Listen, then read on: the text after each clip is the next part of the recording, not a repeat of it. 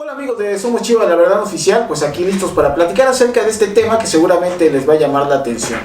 Recientemente en estos días, en esta semana, la periodista Beatriz Pereira hizo una entrevista a José Ramón Fernández para la revista Proceso. Una entrevista en donde hablaron de muchos temas, pero en específico ventiló José Ramón Fernández algo que ya se conocía, pero que vamos a retomar porque lo dijo con mucha firmeza acerca del diálogo que tuvieron 5 periodistas de ESPN con el Tata Martino y con John de Luisa. Y en concreto, lo que José Ramón Fernández ventila es que el Tata Martino, él de propia voz, dijo que el Chicharito Hernández no iba porque había metido 2 escorts en las habitaciones cuando estuvieron concentrados con la selección nacional, algo que ya se sabía, algo que ya prácticamente desde el momento que aconteció esto se supo, pero que quedaba todavía con la duda del por qué no había sido llamado a la selección nacional el Chicharito Hernández, pero bueno, ahora queda completamente evidenciado. Esta parte que señala Martino es que hubo jugadores que estuvieron en contra de la actitud que tuvo el Chicharito porque ponía en riesgo las relaciones familiares de los jugadores que de alguna u otra manera se ven involucrados. Entonces, este es el asunto medular, ¿por qué no va el Chicharito? Y bueno, a partir de ahí, quiero comentar varias cosas.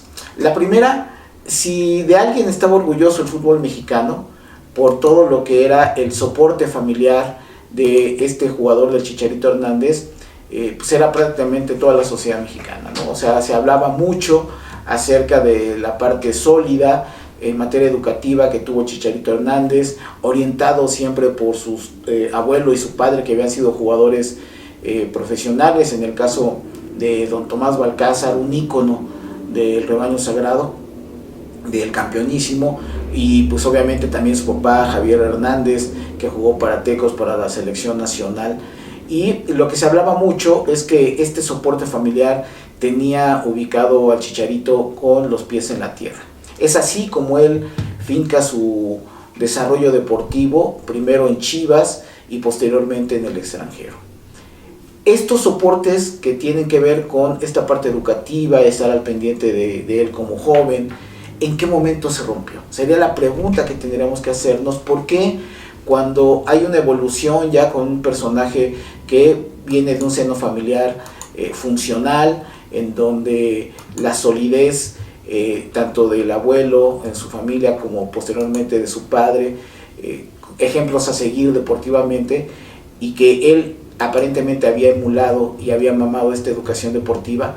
¿Cómo es que da ese salto? Y esa es parte de lo que siempre hemos comentado en este canal en materia de psicología del deporte, de cómo una conducta negativa puede presentarse en cualquier etapa de la vida.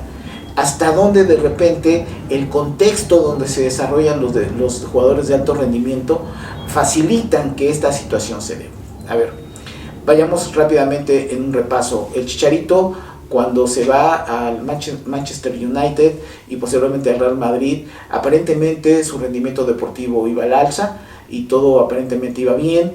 Se empieza a vincular con la selección nacional, se convierte en el goleador máximo de todos los tiempos de la selección nacional.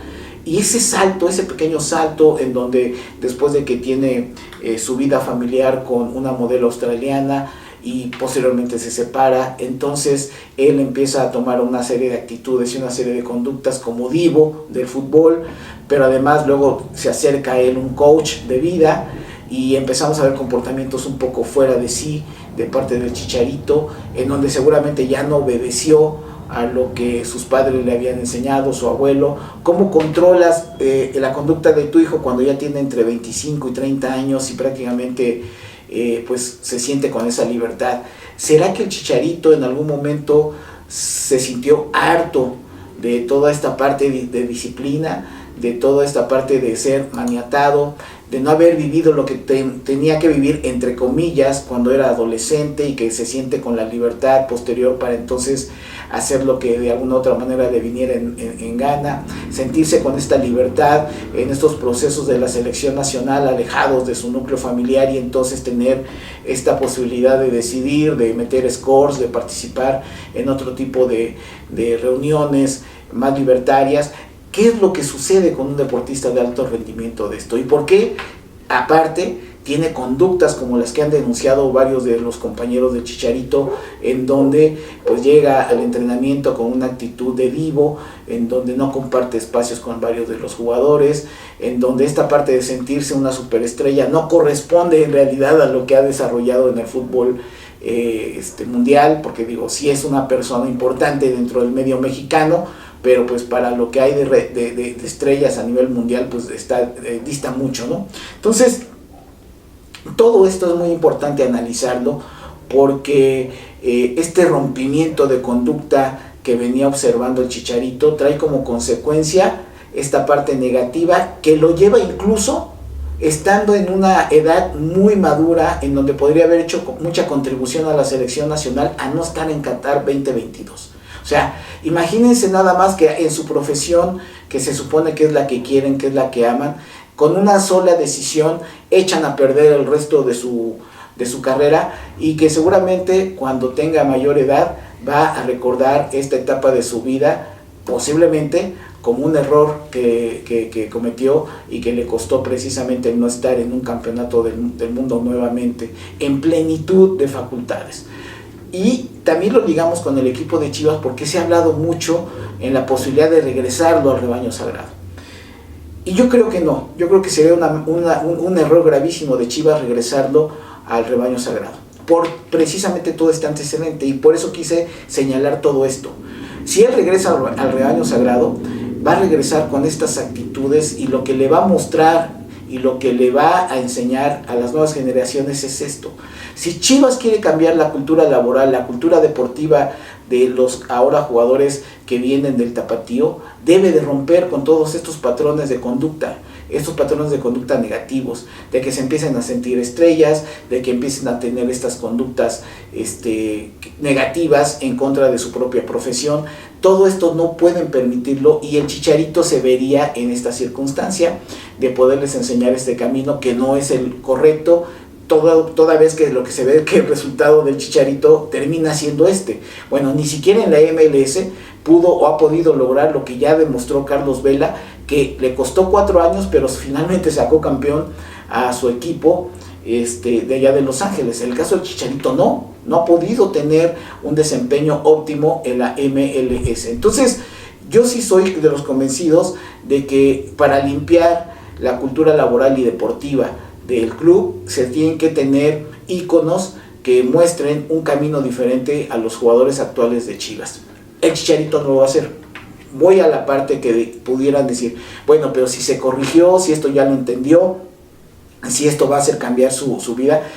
No, por una razón, porque va a quedar ya con este estigma, y a pesar, es como cuando alguien es alcohólico, o alguien es adicto, o alguien tiene un tipo de vida diferente, más con conductas negativas.